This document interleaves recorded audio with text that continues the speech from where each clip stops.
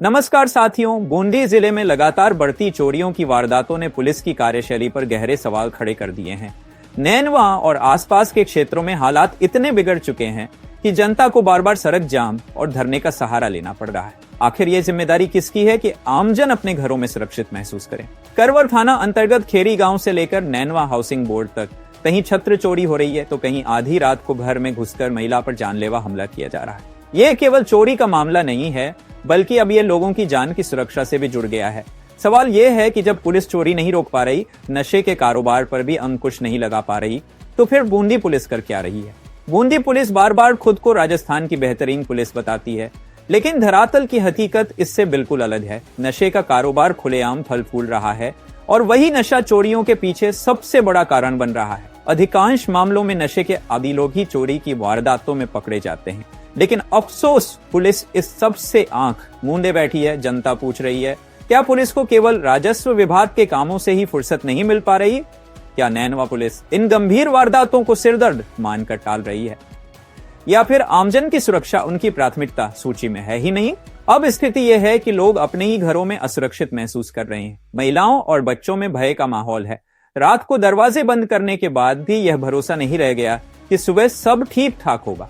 Police की नाकामी पर पर्दा डालने के बजाय अब समय है कि बूंदी पुलिस अपनी खोई हुई साख वापस लाने के लिए ठोस कदम उठाए।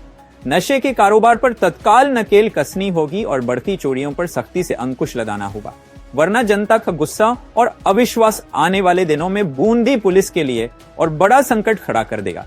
ETV 9 देश की दस्तक से विजय डोमेला की यह रिपोर्ट। मैम, क्या बात हुई थी आपके साथ में? मैं सुबह टॉयलेट कर रही थी, रात के टाइम पे 1:45 बज रहा था। उस टाइम पे तो मैं बाथरूम के गेट लगाने जा रही थी। उसने नीचे से मेरा पैर पकड़ा। पैर पकड़ते उसने मेरे पैर के ऊपर वार करा, जो उस टाइम पे मेरे साड़ी के अंदर से वार लगा। फिर उसने मेरे को दबोचने की कोशिश की। उसके बाद में मेरे पैर में उसने 2-3 बार कट मारा। मैं उससे छुड़ाने की कोशिश की तो उसने मेरे वापस से कि कोई चीज रखी हुई थी उसके पास में, उसने मेरे वापस से जोश मतलब 2-3 बार आप पे अलग अलग तरह से हमला किया?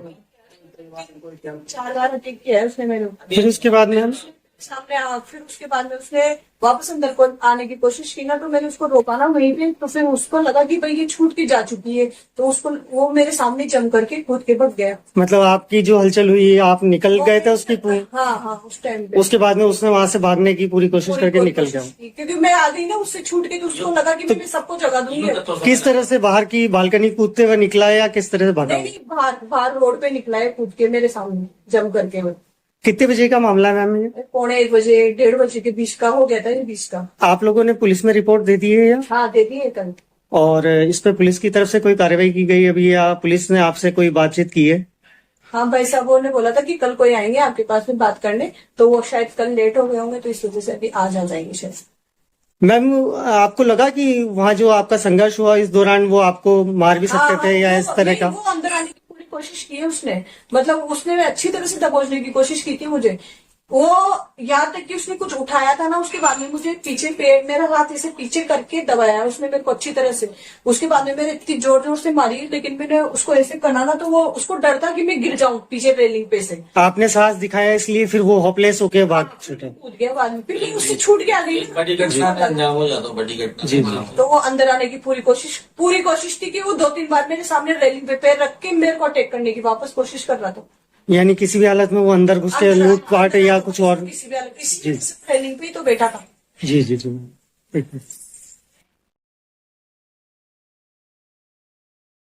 क्या लेना है? हमारे हाउसिंग बोर्ड में चोरियां हो रही है, उसका कोई खुलासा नहीं हुआ। 3-4 बार कब हुई थी वारदात? ये अभी एक तो अगस्त में हुई है जी। 12 जून को हुई थी। एक तो कितने को? 12 अगस्त को हुई। 12 जून को। काय की हुई थी पहले? ये मकान में 3-4 में चोरियां हुई थी। अच्छा सर, तो पुलिस की क्या कार्रवाई हुई अभी तक? कोई कार्रवाई नहीं है, तो यहाँ आते हैं। अच्छा, कोई आश्वासन मिलता है, वो कुछ भी नहीं। तो सर अब आगे क्या प्लान है आपका? हाँ? रोड जाम करेंगे। अच्छा, और इस्तेगासा करेंगे। अच्छा, कोर्ट में इस्तेगासा करोगे? इस्तेगासा करेंगे। तो सर आप पुलिस की कार्रवाई संतुष्ट नहीं है? अभी तो कोई संतुष्ट नहीं। आज फिर हमने डिप्टी साहब से मुलाकात की थी। अच्छा, भी 2-3 सर मैं आपसे जानना चाहता हूँ, आप आज आए यहाँ पे, बड़ी संख्या में आए आप, तो आप सर क्या लेने आए यहाँ पे? आज हम हाउसिंग बोर्ड में लगातार चोरियां होने के कारण पहले भी पुलिस को हमने अवगत कराया था जी सर। और आश्वासन के अलावा हमें कुछ नहीं मिला। जी। आज फिर हमने सीआई साहब और डिप्टी साहब को अवगत कराया है।